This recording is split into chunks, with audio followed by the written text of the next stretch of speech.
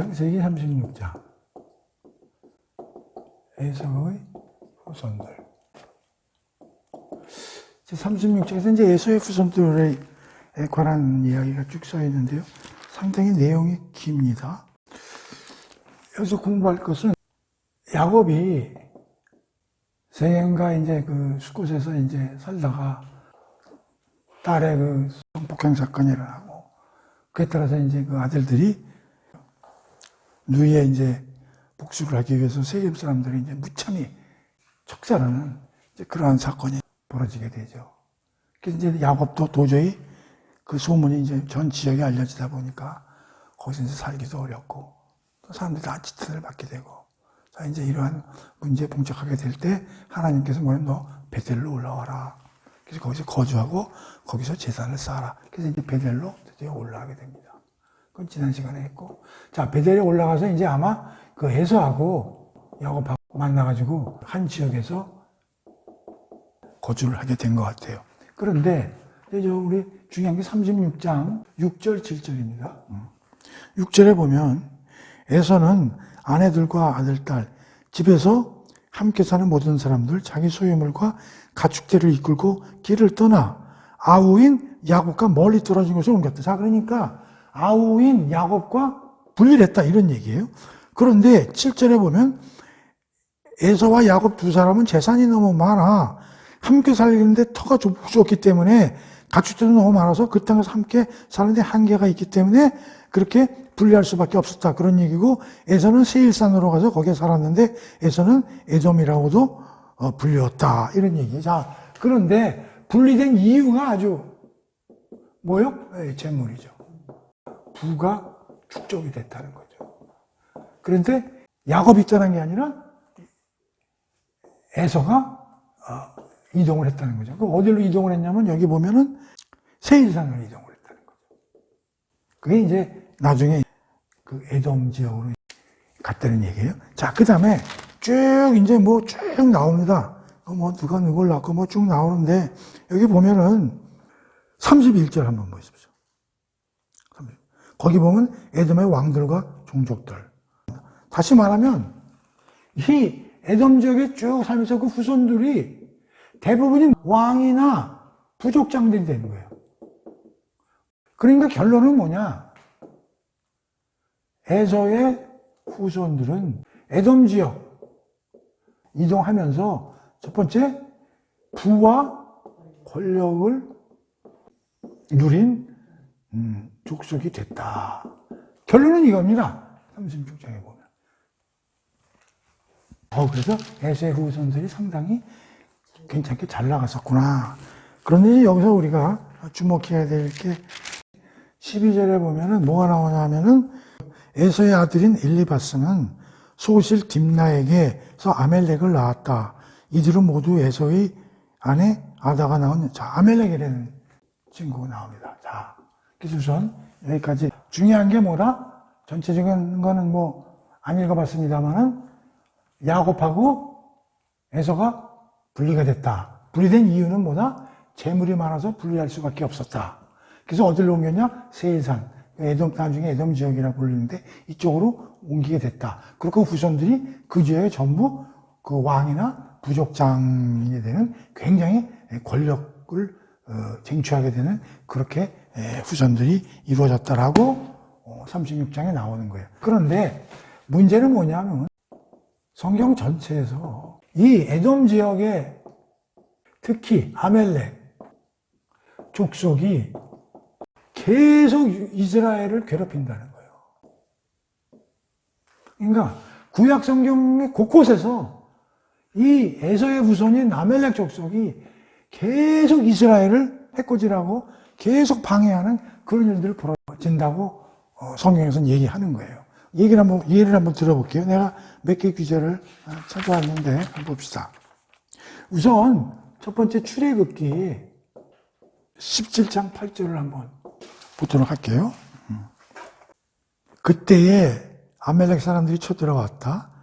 그들은 르비딤에 진을 치고 있던 이스라엘 백성들을 공격했다. 자, 그게 뭐냐면 홍해에서 모세가 이제 그 애굽에 있던 자기네 민족들을 이제 데리고 막 뒤쫓아오는 애굽 군사들을 물리치고 드디어 홍해를 건너가지고 이제 광야로 나왔는데 그 이후에 첫 번째 전쟁이 아말렉과의 전쟁인 거예요.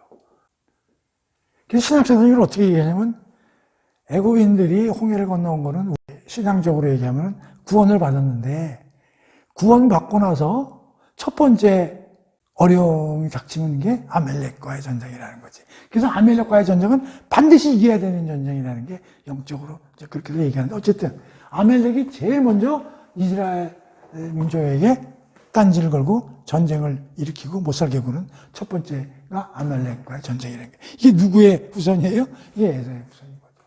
자, 두 번째는요. 사무엘 상해 15장.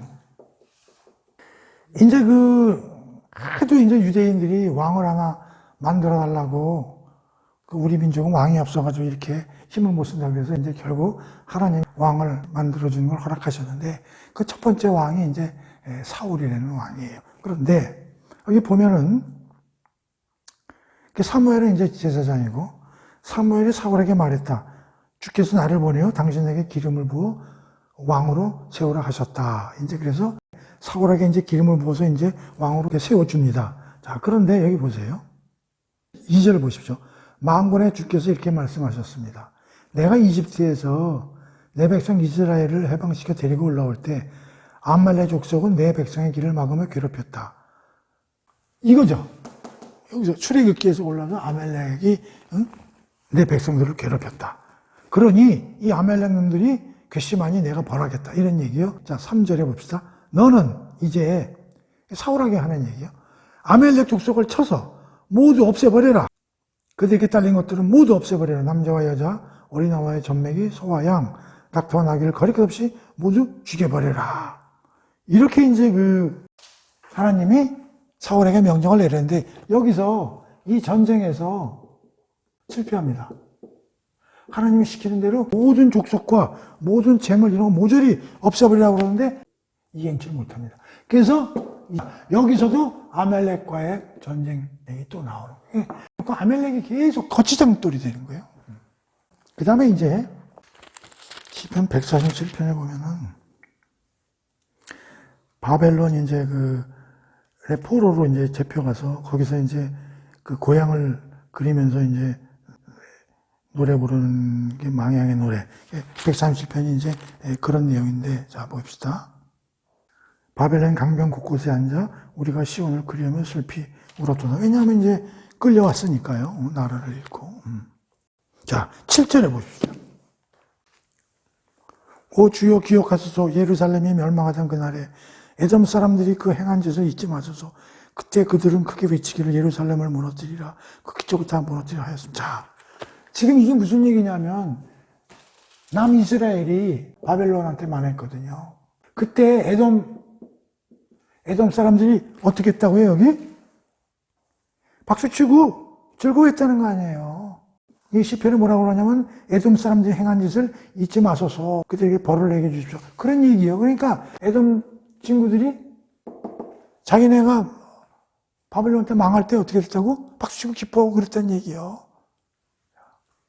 네 번째, 에스겔 35장 7절에서 9절을 살펴보겠습니다. 에스겔 선지자가 뭐라고 이제 35장에서 설포를 하냐면 7장 봅시다. 내가 내 거처인 세일산을 완전히 폐허로 만들어 놓을 것이니, 여기 세일산이라고 나오죠. 세일산이 아까도 얘기했지만 에서가 어디로 이동했다고 그랬어요? 세일산으로 이동했다고 그랬잖아요. 그러니까 에서의 후손들이 사는 그 지역인 거예요. 그 땅으로 지나다니는 사람이 아무도 없을 것이다. 내가 또 네 모든 산들을 사륙당한 시체들로 가득 채울 것이니 곧 칼에 찔려 죽임당한 시체들이 네 모든 언덕과 골짜기와 시냇가에 널브러져 있을 것이다. 내가 이렇게 너를 영영 황폐하게 만들어 내 모든 성읍에서는 아무도 살아갈 수 없게 할 것이니 그때서 비로소 네가 나를 주인 줄 알게 될 것이다. 완전히 하나님이 심판하시겠다. 이렇게 나와 있는 거예요. 자, 그 다음에 오바댜. 이 오바댜서는요 굉장히 짧죠, 내용이. 에돔의 심판에 대한 얘기로 가득 찬 선지자서입니다. 쭉 보면요. 다 읽어볼 수는 없으니까 10절부터 보겠습니다. 에돔이 심판당해야 하는 이유. 10절에 나오죠. 한번 읽어볼게요. 주께서 말씀하십니다. 너 에돔아, 네가 내 아우 야곱에게 휘두른 폭력으로 인하여 내가 치욕을 받을 것이며 결국에는 영영 망하고 말 것이다. 그러면서 쭉 이게 그 잘못한 이유가 나오는 거예요. 이방인들이 예루살렘을 침략하여 야곱의 재물을 강탈하고 낯선 사람들이 예루살렘 성문으로 들어와 그 도성을 제비 뽑아 나누어 가지던 그날 멀리 떨어져 구경만 하고 있었던 너는 그 대적들과 한패라만 멀리 떨어져서 이스라엘이 그렇게 괴롭힘을 받는데도 형 나몰라라 하고 있었다는 거예요. 그게 너 죄다 이런 얘기죠. 두 번째, 내 형제 야곱이 환난을 당하던 그 재앙의 날 너는 방관수수하지 말았어야 했다. 내 백성 유다 자손이 패망하던 그날 너는 기뻐하지 말았어야 했다. 자, 시편에 바로 그거 아니에요? 시편 7절이 바로 그거 아니에요? 바벨론에 망할 때 에돔 사람들이 뭐야? 신앙락했다는 거예요. 자, 13절. 내 백성이 환난을 당하던 그날 너는 웃으며 예루살렘 성문으로 달려 들어가서 내 백성 유다 자손에게 입힌 재앙을 즐거운 듯 수수방관 구경하였고 더욱이 그들의 재물에 손대어 훔쳐 다 패망해가지고 난장판인데 거기 들어가서 재물까지 수탈했다는 거. 자, 그러니까 이런 걸 볼 때 지금 우리가 창세기 36장에는 그냥 에서의 후손들로 이렇게 얘기가 되어 있지만 성경 전체를 보면 어떤 일들이 벌어져요? 곳곳에서 이스라엘 형제잖아요. 쌍둥이 형제족인데 그렇게 특히 아멜렉 족속 대표하는 아멜렉 족속이 계속 이스라엘 민족들을 힘들게 하고 또한 그들이 어려움에 쳤을 때 하나 도와주는 거 기쁘고 박수치고 방관수수하고 들어가서 재물 다취하고 그 사람들이 도망가려고 그러면 길목에서 지키고 그들 잡아다가 원수의 나라에다가 넘겨주고 그러한 일들을 했다는 거예요. 그럼 여기서 우리가 뭘 느낄 수 있냐면 아까 36절에서는 지금 뭘 보여줍니까? 잘 나가죠? 부와 족장과 왕들이 쫙 에돔 지역에서 그 부귀영화를 누리죠?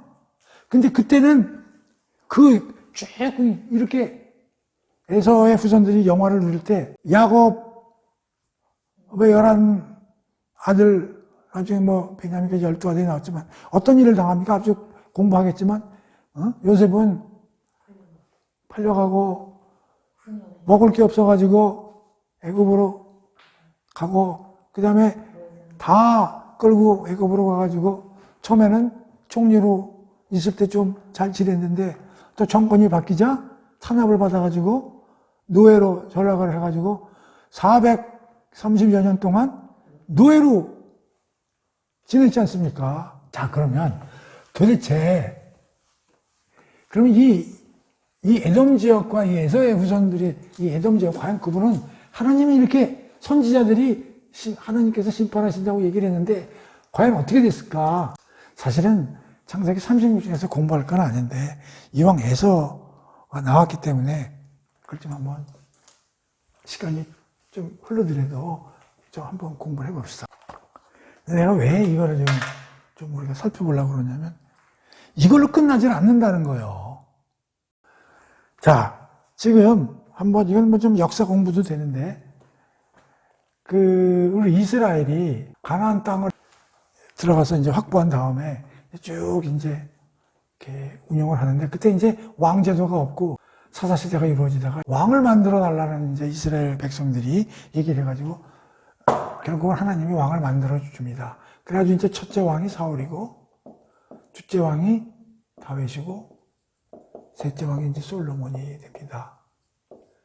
그런데 이제 솔로몬은 우리가 알기로 굉장히 지혜롭고 영특한 왕인 거는 틀림없지만 말년에 좀 삶이 흐트러져가지고 결국은 어떻게 되냐면 남북으로 갈리게 됩니다. 그래서 이쪽을 우리가 북이스라엘, 이쪽을 남유다 이렇게 해서 이제 우리나라 같이 남북이 두동강이가 되죠. 그러니까 이 북이스라엘은 BC 한 722년에 아수르라는 나라한테 이제 패망을 하게 되고요. 이 아수르는 612년에 바벨로니아에게 이제 아수르는 망하게 됩니다. 이 바벨로니아가 남유다를 침공해가지고 마이너스 586년에 결국 여기도 멸망을 하게 됩니다. 남유다는. 그래서 이제 어떻게 돼요? 이스라엘이라는 나라는 이제 지구상에서 나라라는 타이틀이 이제 날아가게 되는 거죠. 그러면 이제 바벨로니아가 이제 접수를 한 거죠. 근데 이제 바벨로니아도 다시 또 멸망을 하냐면 메데와 바살인데요. 요르헨 말로 이제 페르시아 뭐 이렇게 얘기하기도 합니다. 마이너스 539년에 바벨로니아도 이제 멸망을 하게 되는 거예요. 그 다음에 이 페르시아도 오래 가지 못하죠. 또 누구한테 하냐면 우리가 잘 아는 알렉산더 대왕.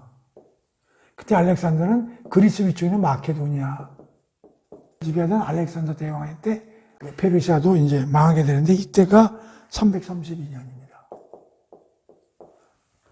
물론 이제 유대민족은 이제 없어진 거죠. 그러면서 계속 이제 세계 역사들이 이제 이렇게 변화가 이제 되는 거예요. 그런데 알렉산더 대왕이 이제 굉장히 젊은 나이에 이제 인도 근방까지 점령을 하고 나서 이제 병사를 하게 되죠. 알렉산더 대왕이 어마어마한 지역을 이제 평정을 했는데 그게 이제 장군들을 이렇게 해가지고 네 군데로 이제 지역을 나눠서 분리해서 이제 통치하게 되는데 우리가 뭐 네 개 지역을 다 알 필요는 없고 이 중에 이스라엘 지역은 셀루쿠스 이제 지배를 받는 게 이제 이렇게 됩니다. 근데 그런데 셀루쿠스에 유명한 아주 악한 임금이 하나 나옵니다. 악한 왕이. 안티오쿠스 아피파네스 4세라는 왕이 하나 나오는데요. 셀루쿠스 지역에.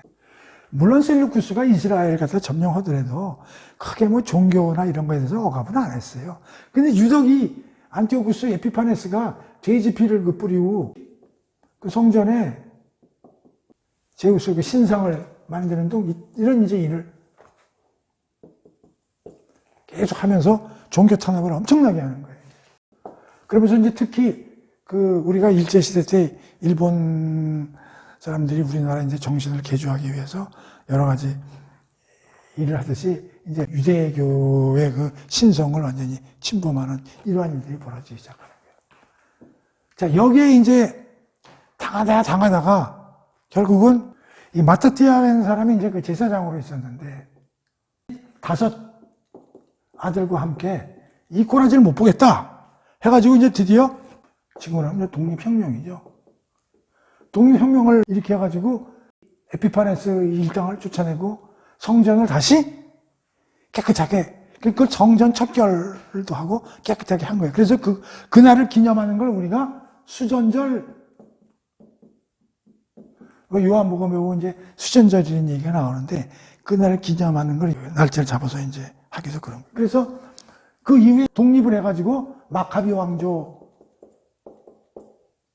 왕조를 수립하고 그 마카비 왕조가 다시 하스몬 왕조를 수립해서 나름대로 여기가 망했지만 나름대로 뭔가 좀 회복해 보려고 그러는 이러한 이제 조그마한 지역이지만 이런 왕조들이 운영이 된 거예요. 그러고 있는 중에 요한 실카노스 왕 시절에 굉장히 세력이 왕성했던 거야. 그래가지고 이제 땅을 이제 확보하는 차원에서 어떻게 되냐면 지금 에돔 지역, 우리가 지금 공부하고 있는 에돔 지역, 이걸 그 당시에 이제 이두메 지역이라고도 그러는데, 이걸 이제 흡수 통합하게 되는 거예요. 이제 흡수 통합. 그러니까 이제 비로소 에돔 지역이 어떻게 되냐면 유대인 지역으로 흡수되는 이런 나라는 없어지고 하스몬 왕조로 이어져 오면서 에돔 지역이 드디어 과거 유대인 지역으로 확대되면서 이 지역에 있는 사람도 왕도 될 수 있는 이런 일들이 이제 역사적으로 벌어진 거예요. 그러니까 사실 에돔 지역이라는 건 가나안 지역 밖에 있었는데 나중에 이제 요한 힐키누스가 세력을 확보하면서 그 땅이 이제 유대인 지역으로 흡수 통합되면서 이쪽에 있는 사람, 이 지역에 있는 사람들은 뭔가 유대인으로서의 대우를 받게 되는 이러한 일들이 이제 벌어지게 된 거예요. 그러고 나서 이게 마이너스 63년에 드디어 로마가 입성을 하게 되는 거예요. 어디에? 이스라엘에. 그러니까 이스라엘의 역사는 어떻게 보면 여기서 없어지고, 여기서 아수르에 넘어갔다가 바벨론에 넘어갔다가 페르시아에 넘어갔다가 알렉산더 등에 넘어갔다가 알렉산더 죽은 다음에 셀루쿠스나 트롤레미의 지배를 받다가 계속 이러고 있다가 잠깐 마카비 왕조와 하스몬 왕조를 일으켜서 나름대로 조금 운영되다가 결국 마이너스 63년대 로마에 결국 완전히 지배를 당하고 하스몬 왕조도 생명을 다하는 이런 게 발생한 거죠. 자, 그런데 이때 이 지역에 안티파트라는 한 사람이 나오는데요. 그러니까 진정한 유대인은 아니죠. 그 이두메 지역에 있는. 이 사람은 누구냐면 나중에 헤롯 대왕의 아버지입니다. 누가? 안티파트가. 이게 이두메 지역에 에돔의 통치자 역할을 하고 있었는데 마이너스 63년대에 로마가 입성을 하게 된 거예요. 이쯤부터 여기서부터 굉장히 복잡한 역사적인 스토리가 흘러는데 그거 얘기할 건 없고, 자, 여기서 중요한 게 뭐냐면, 근데 이 사람이 엄청난 정치적 야심가일 뿐만 아니라 정치적 술수 잘 보냈어요. 이 사람이 로마 정치권도 막, 우리가 알다시피 로마에도 권력이 막 이동되지 않습니까? 옥타비아누스, 폼페이누스 많이 있는데, 그때마다 정치권에 요리조리 줄을 타면서 결국은 어떻게 되느냐? 유대 지역의 통치권을 부여받게 되는 거예요. 이 정치 술수로. 그래서 이 안티파트의 후손들인 뭐가 하냐면 헤롯 패밀리가 되는 거예요. 근데 이들이 여러분 이제 복음서를 보면 알다시피 이 헤롯 패밀리들이 특히 어떻게 돼요? 예수님과 친하게 지내니까 적대자죠. 특히 헤롯 대왕은 예수가 탄생했을 때 애들 다 잡아 죽이라고 그랬고, 예수님이 나중에 십자가에 매달리기 전에 심판받을 때도 전부 헤롯 패밀리들과의, 물론 그 위에 헤롯 대왕 그 아들 쭉 나오지만 그들과 항상 적대 관계를 갖게 되는. 자, 그래서 이게 역사가 뭐냐? 지금 내가 이걸 왜 얘기를 했냐 하면은 에서의 후손들이 결국은 역사적으로 보면은 예수님까지도 끝까지 괴롭히게 된 게 에서의 후손들이라, 그런 얘기를 내가 말씀드리기 위해서. 결론은 뭐냐? 하나님의 약속의 땅을 벗어난 에서의 후손들의 운명을 성경적으로, 역사적으로 우리가 좀 살펴본 거예요. 이때 벗어날 때는 어떻게 됐어요? 부가 어마어마했고, 세력이, 권력이 어마어마했지만, 결국은 뭘로 끝을 맺어요? 다 망했지만 결국은 예수님과 적대시하는 것을 끝을 맺는다. 그래서 하나님을 떠나서, 벗어나서 부와 세력은 결국은 종말이 어떻게 된다? 이렇게 된다는 거예요. 그걸 얘기하기 위해서 창세기 36쪽에 에서의, 좀 굉장히 멀리 나갔지만 이렇게 우리가 한번 성경적으로, 역사적으로 한번 살펴봤습니다. 이걸로 에서의 후손 얘기는 이걸로 끝내고.